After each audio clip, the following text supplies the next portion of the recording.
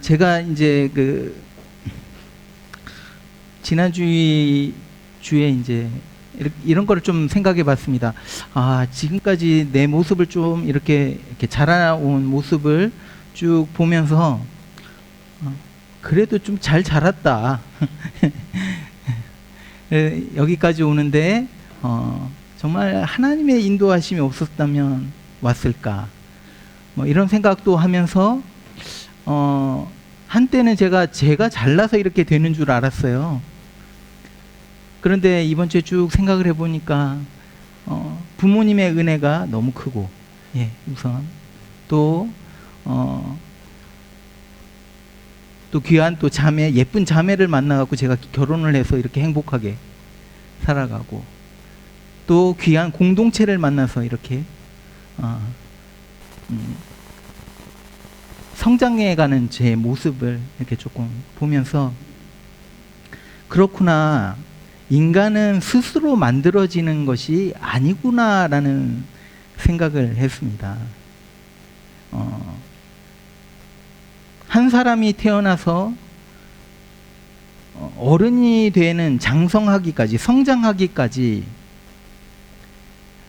스스로 만들어져 가는 것은 아닌 것 같습니다. 어떤 사회적인 영향도 있고 가정이라는 배경도 있고, 이것을 통해서 우리는 만들어져 간다라는 생각을 하게 됐습니다. 여러분, 제가 왜 이렇게 한국말을 하고 있을까요? 태어나 보니까 부모님이 한국말을 하고 계시더라고요. 그리고 제가 영어도 조금은 하거든요. 왜 영어를 이렇게 조금은 할 수 있게 됐습니까? 부모님이 제가 좀 중학교 다닐 때 이민을 오신 거예요. 제 의지와는 상관없이 그냥 오신 겁니다. 그래서 제가 한국말을 하고 영어를 할 수 있는 것이 제가 뭐 노력하고 만들어져서 이렇게 하는 것이 아니라 패밀리의 역량이었다는 거죠. 제가 가지고 있는 많은 생각들과 또 습관들, 제가 가지고 있는 이 가치관들이 가정을 통해서 또는 학교 생활을 통해서 사회 속에서 살아가면서 어떤 영향들을 받고 만들어진 거죠. 그래서 제가 이제 이런 말을 이제 종종 듣습니다. 또 이거를 깨닫게 되는 게 있는데, 우리가 점점 이렇게 어른이 되고 이렇게 나이가 들다 보니까 부모님의 모습이 제 안에서 자꾸 보이는 거예요. 제가 웃을 때 이렇게 어깨가 막 올라간대요. 홍관표 목사님 똑같이 올라가거든요. 닮는다는 거, 영향을 받는다는 거죠. 자녀가 부모의 영향을 받지 않을 수가 없다는 겁니다. 모든 사람은요, 사회의 영향을 받아서 만들어집니다. 그래서 우리가 살아가면서 어떤 사람들을 만나고 어떤 공동체를 만나느냐는 너무도 중요한 것이죠. 이것을 조금 다르게 표현을 하면 이런 말입니다. 사람은 relationship, 관계를 통해서 만들어진다는 거예요. 사람은 relationship을 통해서, 관계를 통해서 만들어집니다. 가정이라는 테두리 안에서 남편과 아내가, 부모와 자녀와의 관계가 형성되면서 그 관계를 통해서 서로에게 영향을 주고 영향을 받고 만들어진다는 거예요. 여러분, 교회도 이런 공동체입니다. 하나님께서 우리에게 교회라는 이 공동체를 주셨어요. 교회는요, 여러분, 이 건물이 아니죠. 건물 아닙니다. 교회는 예수님을 믿는 사람들이 모여서 한 몸을 이룬다는 것은 관계가 생기는, 그래서 저와 여러분이 관계가 생기고 여러분과 또 다른 성도들이 관계가 생기는, 그래서 관계 속에서 이것이 살아서 움직이는 공동체가 바로 교회입니다. 그래서 여러분, 신앙생활은요, 절대로 혼자 할 수 없습니다.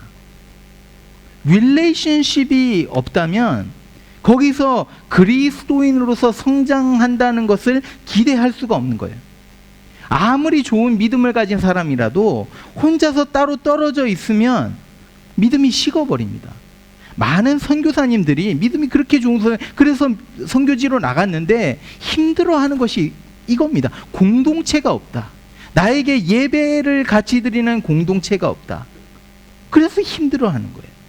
그래서 성경을 보면요, 신약 성경에 제가 좀 찾아보니까 서로라는 단어, 이 완언하다, 이 헬라어 단어가 엘레일론이라는 단어인데 이 단어가 100번이 나옵니다. 서로.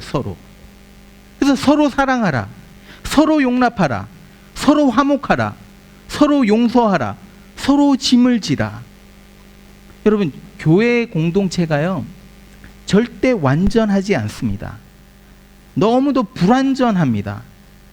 왜냐하면 저와 여러분들이 불완전하기 때문에. 그래서 우리가 가장 쉽게 상처를 입을 수 있고 상처를 받을 수 있는 곳이 어디냐면 바로 이곳 교회입니다. 그럼에도 불구하고 하나님은 이런 불완전한 공동체를 통해서 우리에게 관계를 형성하게 하셔서 서로 성장해 가게 하신다는 거예요. 여러분, 신혼부부가 이제 부부가 처음 만나갖고 결혼을 하고 언제 가장 많이 싸우냐면 신혼 때 가장 많이 싸워요. 왜냐하면 서로가 빼쪽빼쪽한 부분들이 많이 있는데 그것이 서로 부딪히면서 깎이는 거예요. 바로 이런 현상들이 우리 공동체 안에서 일어난다는 거예요. 그래서 이 공동체 안에서 깎일 부분들이 깎이고 치유될 부분들이 치유되고, 그래서 이 공동체 안에서 우리는 사랑을 배웁니다. 어떻게 하는 것이 서로 용납하는 것인지 알게 되는 거예요.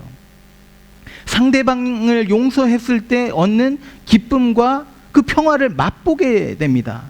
그러면서 삶의 변화가 일어나는 거죠. 공동체 속에서요, 사람이 변합니다. 한국말에 이런 말이 있죠. 사람은 절대 변하지 않는다. 근데 그거 사실 아닙니다. 교회 안에서, 이 공동체 안에서 사람은 트랜스폼 된다는 거예요. 변한다는 거예요.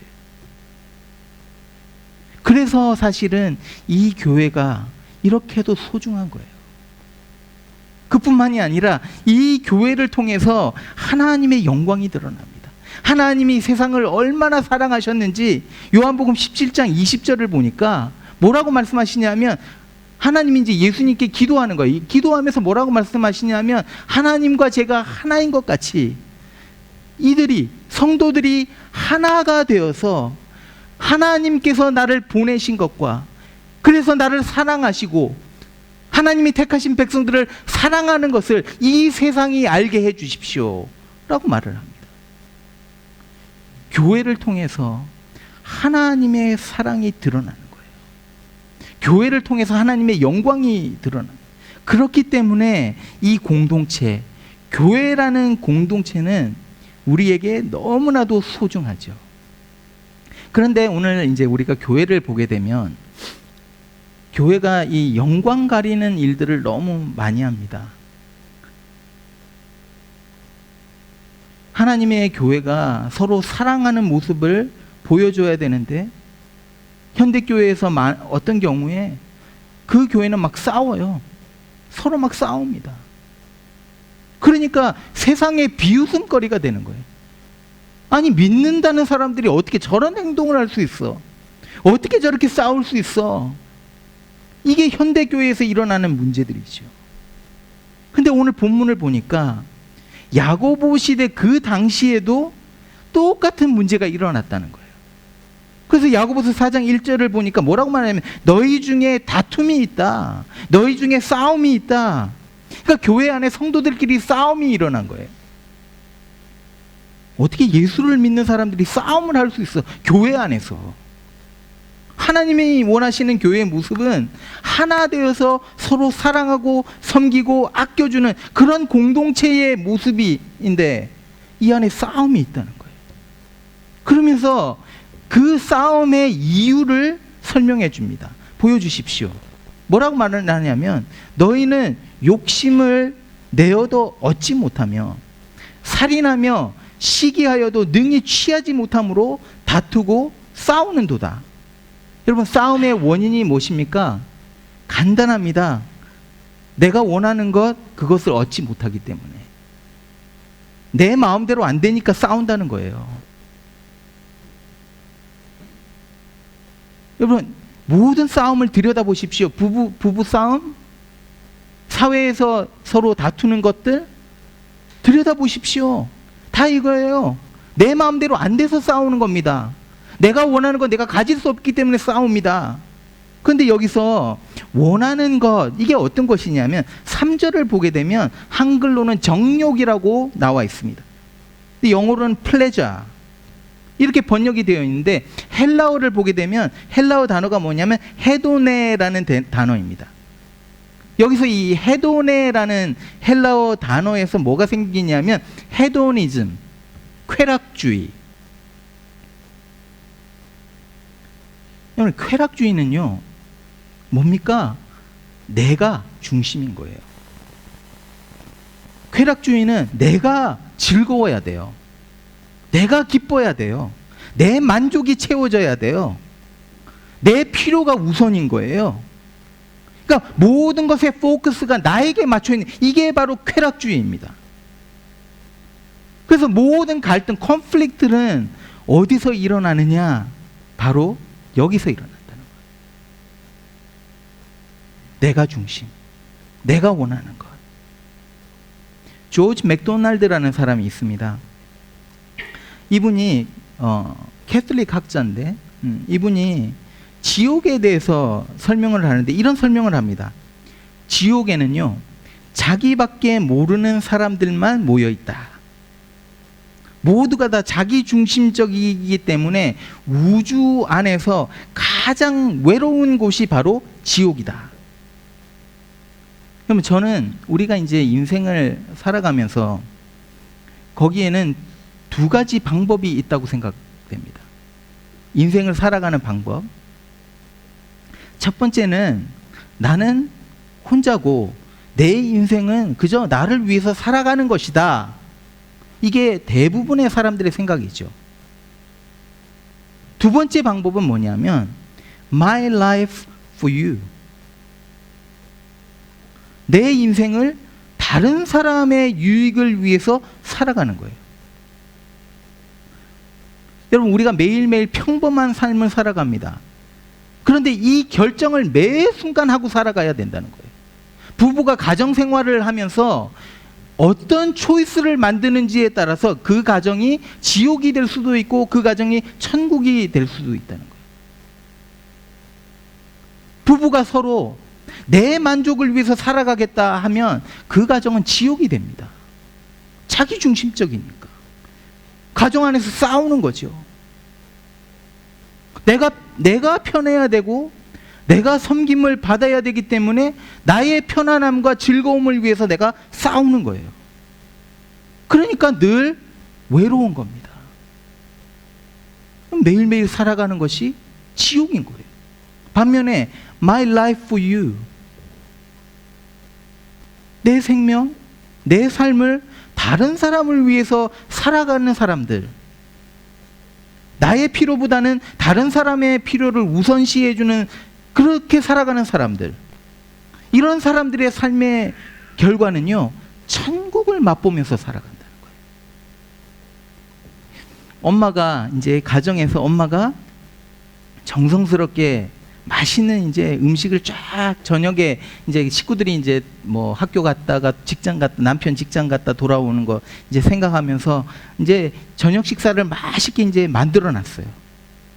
그래서 가족들이 테이블에 다 둘러 앉았습니다. 그러면서 먹고 맛있게 이제 먹고 마시면서 대화하고 웃고, 이게 바로 행복한 가정의 모습이죠. 그런데 이렇게 되기까지 엄마의 수고와 희생이 있었다는 거예요. My life for you. My life for you. 어머니가 요리한다고 다 준비하고 희생하고 노력해서 My life for you. 그래서 즐거운 식사가 된 거예요. 누군가가 희생을 했기 때문에. 그리고 나서는 어떻게 됩니까? 가족들이 엄마에게 땡큐라고 말을 해요. 잘 먹었어요, 엄마. 고마워요. 맛있게 먹었어요. 여러분, 땡큐라는 말이 어떤 의미인 줄 아세요? I owe you. 내가 당신에게 빚을 졌습니다. I recognize that. 내가 그것을 인정합니다. 여러분, thank you라는 말을 할 때 I just lost my independence. 우리는 individual society에서 내가 이러고 있었는데 I just lost my independence. thank you라는 말.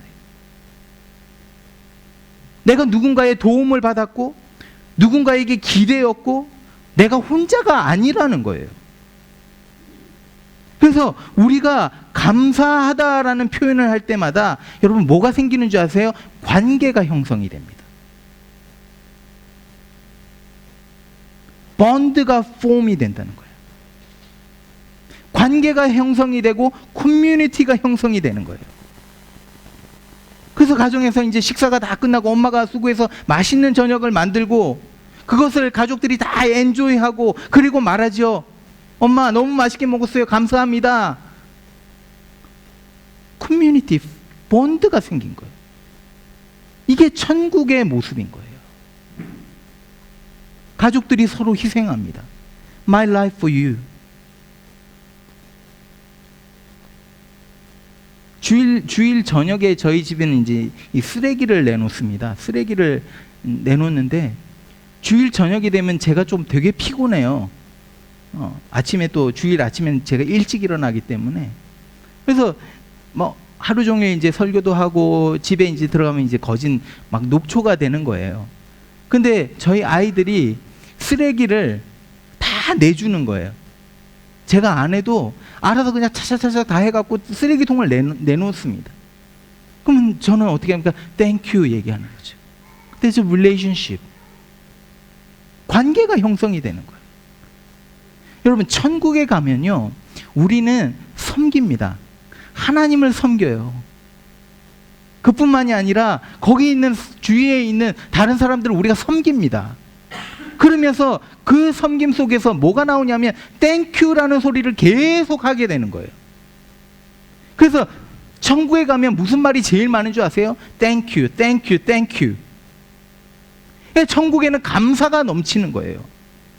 반면에 지옥은 어떤 줄 아세요? 나는 아무에게 도움 받을 필요도 없고 내가 뭐 남을 도와줄 필요도 없다. 나 혼자인 거예요. 그래서 감사가 없습니다.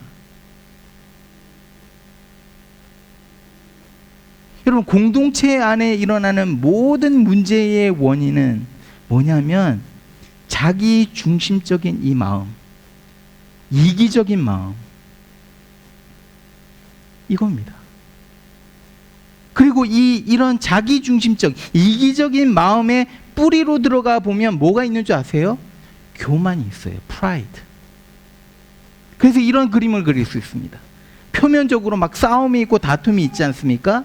그러면 그 밑에는 뭐가 있냐면 자기중심적인 이기적인 마음이 있는데 이 자기중심적이고 이기적인 마음이 어디서부터 오냐? 그 뿌리가 무엇이냐? 바로 프라이드, 교만이라는 거예요.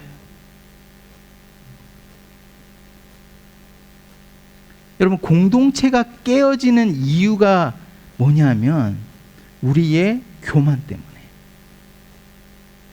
성도들이 교만하기 때문에 그래서 싸움과 다툼이 일어나는 거예요. 하나님이 가장 미워하시는 것이 그래서 교만이죠. 오늘 본문 6절을 보시면 하나님이 교만한 자를 물리치신다라고 기록하고 있습니다. 제가 좋아하는 이제 그 조나탄 에드워즈 목사님이라고 있습니다. 옛날 분이죠. 뭐 he passed away long time ago. 근데 이분이 정말 좋은 그 설교들 최고의 목회자였던 거예요. 조나탄 에드워즈 다 아시죠? 이분이 쓴 유명하지 않은 책자가 있어요. 하나가 있는데 Thoughts on Revival이라는 책이 하나 있는데 부흥에 대한 생각이라고 해갖고 이제 글을 적었는데 이 책에서 이분이 이렇게 말을 합니다. 뭐라고 말을 하냐면 에드워즈 목사님이 뭐라고 말해요? 교회가 이제 부흥을 막 경험을 많이 했대요. 그래서 막 교회 안에 은혜가 있고 막 사랑이 넘치고 기쁨이 있고 막 교회가 바이브런트하고 막 움직이고 많은 사람들이 막 교회로 몰려들고 이런 부흥을 경험할 때마다 이 부흥이 딱 멈춰지는 이유가 있다는 겁니다. 그게 뭐냐면 싸움이라는 거예요. 교회 안에서 싸움이 일어날 때 이 부흥이 멈추더라는 겁니다. 그러면서 에드워즈 목사님이 뭐라고 하시냐면 교회의 부흥을 멈추는 가장 큰 요소는 영적 교만이다. 영적 교만이다. 여러분, 교만은요, 내가 남보다 우월하다는 생각입니다. 그래서 교만한 사람들은요, 다른 사람의 잘못에 굉장히 크리티컬합니다. 내 잘못은 잘 못 보면서 남의 잘못하는 것은 잘 집어내요. 교만한 사람들. 교만한 사람들은요, 비판적입니다. 독단적입니다. 편 가르기를 잘합니다. 여러분, 이거 아세요? 우리는 이 교만한 사람들을 잘난 척하고 막 이렇게 막 우쭐대고 이런 사람을 교만한 사람이다라고 말을 하는데, 사실은요, 자존감이 낮은 사람들도 교만한 사람들입니다. self-esteem, low self-esteem을 가진 사람들도 교만한 사람들입니다. 그래서 늘 부족하다고 생각해요. 항상 죄책감에 빠져 있어요. 다른 사람과 비교하면서 마음이 막 무너집니다. 나는 왜 이거밖에 안 되지? 근데 이 생각들의 중심에는 뭐가 있습니까? 나라는 self라는 것이 있는 거예요. 그래서 자존감이 낮은 사람들을 한번 보십시오. 항상 자기중심적입니다. 항상 다른 사람이 나에 대해서 뭐라고 하는지 엄청나게 신경 써요. 그러면서 사람들에게 인정받지 못하고 칭찬받지 못할 때 그냥 feel sorry for himself or herself. 그래서 다른 사람들에게 인정받지 못할 때 막 마음이 무너져 버리는 거죠. 자기밖에 모르는 거예요. 잘났다고 우쭐대는 사람이나 자존감이 낮아서 맨날 넘어지고 우울해 있는 사람이나 똑같이 교만한 사람, 이 교만이 공동체를 무너뜨린다라고 말을 합니다. 우월감과 열등감, 이 둘 다 셀프가 중심에 있는 거예요. self-centeredness, self-obsession, self-love. 여러분, 이게 교회를 망가뜨린다는 거예요. 그러면 이렇게 공동체가 무너지는 것을 그러면 어떻게 우리가 막을 수가 있는가? 그것은 겸손을 회복해야 된다. Restoration of humility. 여러분, 이 겸손에 대해서 좀 말씀을 드릴게요. 이 겸손, 세상에서 말하는 겸손과 성경에서 말하는 겸손이 좀 다릅니다. 세상에서 말하는 이 겸손은 좀 그냥 shy하고 수줍어하고 뭐 고개도 푹 숙이고 자기 주장을 제대로 내세우지 않고 뭐 누구와 잘 이렇게 컨프런트하지 않고 맞서지 않고 뭐 이런 사람을 겸손하다고 세상에서는 말합니다. 근데 성경에서 말하는 이 겸손은 다릅니다. 6절과 7절을 한번 보십시오. 성경을 한번 펴서 6절과 7절을 보시면 뭐라고 말을 하냐면, 하나님이 교만한 자를 물리치시고 겸손한 자에게 은혜를 주신다라고 말하면서 그 다음에 뭐라고 말을 하냐면, 하나님께 복종하라, 그뿐만이 아니라 마귀를 대적하라. 이게 겸손한 사람의 자세라는 거예요. 여러분, 모세가 이제 바로 왕 앞에 나가서 그 당시 최고의 권력자지요. 바로 앞에 나가서 뭐라고 말을 하면 컨프런트를 하는 거죠. 내 백성을 지금 당장 내보내라. 아무런 조건 없이 내보내라. 바로와 맞선 겁니다. 성경에는 이렇게 맞선 모세를, 바로 왕 앞에서 맞선 이 모세를 가리켜서 땅 위에서 가장 겸손한 사람이라고 말을 합니다. 이게 무슨 말입니까? 여러분, 진짜 겸손한 사람은 용기 있는 사람이라는 거예요. Courageous and bold. 담대한 사람이라는 거예요. 그래서 C.S. 루이스가 겸손에 대해서 이런 정의를 내립니다. 여러분, 이거는 적으십시오. 제가 한글로 읽을게요. 진정한 겸손은 자신을 낮게 생각하는 것이 아니라 자신을 덜 생각하는 것이다. True humility is not thinking less of yourself. It's thinking of yourself less. 그래서 무슨 말이냐면요, 진짜 겸손한 사람은 자기 자신의 값어치를 막 싸구려로 내리는 그게 아니라 자기 자신을 덜 들여다보는 사람이라는 거예요. 자기 자신에게 항상 포커스가 가 있는데 그거를 좀 덜 하는 거라는 거예요.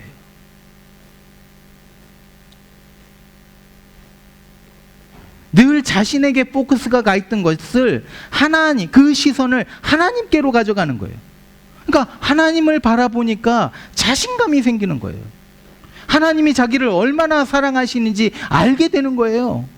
자신이 하나님이 봤을 때 얼마나 소중한 존재인지 알게 되는 거예요. 하나님이 자기를 얼마나 기뻐하시는지 알게 되는 거예요. 이것을 가지고 컨피던스가 생깁니다. 마음 안에 자신감이 생기는 거예요.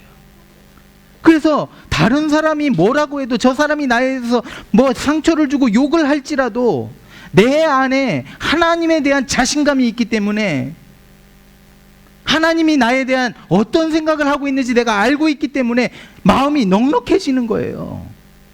여러분, 교만한 사람은요, 용서하지 못합니다. 교만한 사람 용서하지 못합니다. 조그만 일 가지고도요, 삐져서 마음이 상해서 어쩔 줄을 몰라 합니다. 왜요? 자기 중심이기 때문에. 내 아픈 것, 내가 아픈 것, 그것만 보기 때문에. 하지만 겸손한 사람은 용서할 수 있는 거예요. 왜? 마음에 여유가 있습니다. 하나님을 바라보기 때문에. 이게 겸손인 거예요. 그래서 사랑하고 용서하고 참아주고 다른 사람을 높이면서도 그 안에 누구도 뺏을 수 없는 그 자신감이 있는 거예요. 어떤 일이 닥쳐도 떨지 않습니다. 어떤 상황과 경우 속에서도 하나님에 대한 컨피던스가 있는 거예요. 이게 진정한 겸손, 휴밀리티라는 거예요. 그러면 이런 겸손을 우리가 어떻게 가질 수 있는가? How do we get this kind of humility? 여기서 우리는요, 이 복음의 신비로운 비밀을 찾게 됩니다. 세상이 말하는 것과 전혀 다른 비밀을 말해주는 거예요. 오늘 본문 6절에서 겸손한 자에게 은혜를 주신다. 10절에서 주 앞에서 낮추라. 그리하면 주께서 너희를 높이신다.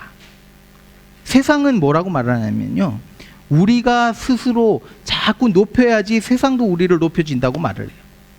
그래서 여러분, 어떤 직장에 들어가기 위해서 레주메, CV를 써서 주지 않습니까? 그러면 자신에 대해서 막 자랑을 하는 거지 않습니까? 자신이 뭘 할 수 있다는 것을 적어서 그래서 보냅니다. 그럼 세상은 이 사람이 이런 능력들이 많이 있구나 하면서 그 사람을 채용하는 거죠.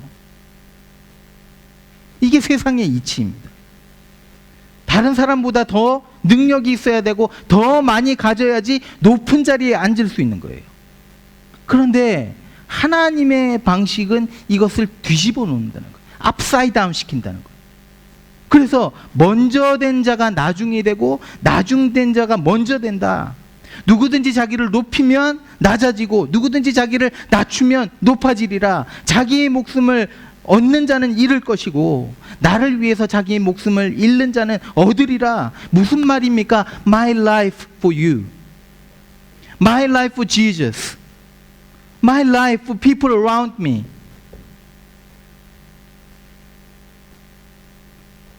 우리의 생명을 하나님을 위해서, 내 주위에 있는 사람들을 위해서 내려놓을 때 영원한 생명을 얻게 된다는 거예요. 내 삶을 하나님을 위해서, 다른 사람들을 위해서 내려놓을 때 거기는 천국과 같은 공동체가 생긴다는 거예요. 거기에 하나님의 은혜가 부어지고 생명들이 살아나고 하나님의 영광이 드러난다. 이것이 세상이 알지도 못하고 깨닫지도 못하는 비밀인 거죠. 여러분, 예수님이 친히 이것을 보여주셨어요. 하나님이신 예수님이 하나님의 영광을, 하늘의 그 영광을 버리시고 이 땅에 오셨어요. 인간의 모습으로 낮아지셨습니다. 겸손한 종의 모습으로 오셨습니다. 그뿐만이 아니라 자기의 생명을 내어놓으셨어요. My life for you. My life for you. This is the message of the cross. My life for you. My life for you. 십자가의 메시지가 뭡니까? 내 생명 너를 위해서. My life for you. 제가 오늘 말씀을 묵상하면서 사실은 설교를 한 3편을 준비했다가 다 지우고 다시 했습니다. 너무 할 얘기가 많은 거예요, 여기서. 그런데 묵상하면서 어떤 갈등이 생겼냐면, 이게 정말 가능할까? 제 모습을 보니까 여전히 이기적인 모습이 가득한 거예요. 여전히 교만이 가득합니다. 여전히 막 넘어지고 죄악된 모습으로 어떻게 이렇게 해서 하나님 앞에 나갈 수 있는가? 그런데 여러분 보십시오. 6절 마지막에 이렇게 말합니다. 6절 한번 펴보십시오. 겸손한 자에게 은혜를 주신다. 겸손한 자에게 은혜를 주신다. 그러면서 그런즉 너희는 은혜 안에 있기 때문에 너희는 하나님께 복종하라. 마귀를 대적하라. 그리하면 너희를 피하리라. 우리가 은혜 안에 있기 때문에 하나님을 가까이 하라. 그리하면 하나님이 너희를 가까이 하실 것이다. 우리가 은혜 안에 있기 때문에 죄인들아 손을 깨끗이 하라. 두 마음을 품은 자들아 마음을 성결하게 하라. 무슨 말입니까? 예수님이 다 하셨다는 거예요. 예수님이 우리 대신에 겸손한 자리에 내려오셨다는 거예요. 예수님이 우리 대신에 하나님 앞에서 복종하시고 십자가에 죽으셨다는 거예요. 예수님이 마귀를 대적하셨다는 거예요. 광야에서 40일 금식을 하시고 마귀의 시험을 받을 때 마귀를 쫓아 대적했습니다. 마귀가 도망가 버렸습니다. 그래서 여러분, 예수님이 6절과 7절을 그렇게 사신 거예요.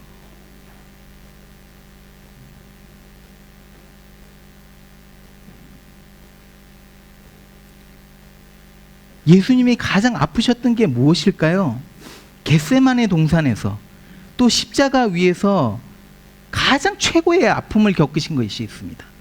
그게 뭐냐면 하나님께로부터 버림받아서, 엘리 엘리 라마 사박다니, 하나님께로부터 버림을 받아서 혼자가 된 거예요. He felt loneliness, universal loneliness. 지옥에만 있는 그런 외로움을 당하신 거예요. 예수님이. 우리가 받아야 될 그 외로움, 우리가 지옥불에 들어가서 받아야 될 그 외로움을 예수님이 대신 받으신 거예요. 그래서요, 그것 때문에 여전히 우리는 불안해요. 불완전합니다. 겸손하지 못합니다. 사랑하는 것도 부족합니다. 섬기는 것도 부족해요. 맨날 넘어집니다. 하나님을 위해서 살아간다고 하고 내 이웃을 위해서 살아간다고 하면서도 나를 위해서 살아가고 있는 모습 그대로 보입니다. 그럼에도 불구하고 예수 그리스도의 은혜로, 이게 바로 십자가의 은혜인 거예요. 예수님이 우리 대신에 십자가의 은혜, My life for you, 자기의 생명을 내어주셨어요. 그 결과가 무엇입니까? 하나님이 예수님을 높이셨어요. 모든 이름 위에 뛰어난 이름을 주시고 하늘에 있는 것, 땅에 있는 것, 땅 아래에 있는 것들로 하여금 예수의 이름 앞에 무릎을 꿇게 하셨습니다. My life for you, 예수 그리스도의 겸손, humility of Christ, it's the result of that.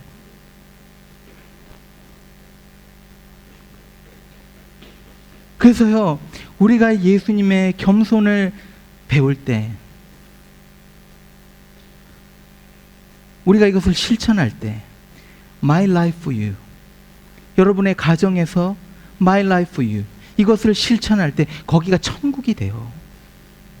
예수 그리스도의 이 겸손을 실천할 때 이 교회가 천국의 공동체가 되는 거예요. 그래서 이 교회 안에 소망을 잃은 사람들이 찾아와서 소망을 다시 가지게 되고, 목말라 하는 사람들이 찾아와서 이 사랑의 목마름을 채울 수 있는 곳이 된다는 거예요. 사랑하는 여러분, 오늘 우리 나섬교회에 필요한 것이 있다면 바로 이 그리스도의 겸손을 배우는 겁니다. 저는 우리 나섬교회가 정말 이 그리스도의 이 휴밀리티, 겸손으로 가득한 교회가 되어서 하나님이 이 교회를 높이 올리실 것을 확신합니다. 여러분, 이런 교회 되기를 위해서 우리가 힘써서 겸손을 실천하고 배우는 여러분 되시기를 축원드립니다.